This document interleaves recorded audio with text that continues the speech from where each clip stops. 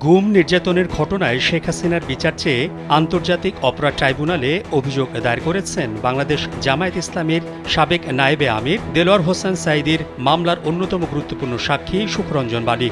আন্তর্জাতিক অপরাধ ট্রাইব্যুনালের প্রসিকিউশন শাখায় তিনি হাসিনার বিচার চান। এ বিষয়ে রাষ্ট্রপক্ষের প্রসিকিউটর গাজী MH তামিম জানান, সুখরঞ্জন বালী চিফ প্রসিকিউটর অফিসে অভিযোগ জানান, তাকে অপহরণ করে আটক রাখা হয়, গুম ও নির্যাতন করা হয় এবং দীর্ঘদিন ভারতের কারাগারে আটক রাখা হয়। এই সুখরঞ্জন বালী ছিলেন সাঈদীর মামলার রাষ্ট্রপক্ষের এক সাক্ষী। 2012 সালে আন্তর্জাতিক অপরাধ ট্রাইব্যুনালে সাক্ষ্য দিতে গিয়ে তিনি আদালতে সাঈদীর পক্ষে বক্তব্য দেন।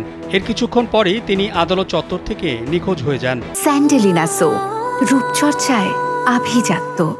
পরে তাকে ভারতের একটি কারাগারে পাওয়া যায় বলে বিভিন্ন আন্তর্জাতিক মানবাধিকার সংস্থা ও সংবাদ মাধ্যমে প্রতিবেদন প্রকাশ হয়। অনেকদিন নিখোঁজ থাকার পর সুখরঞ্জন দেশে ফেরেন।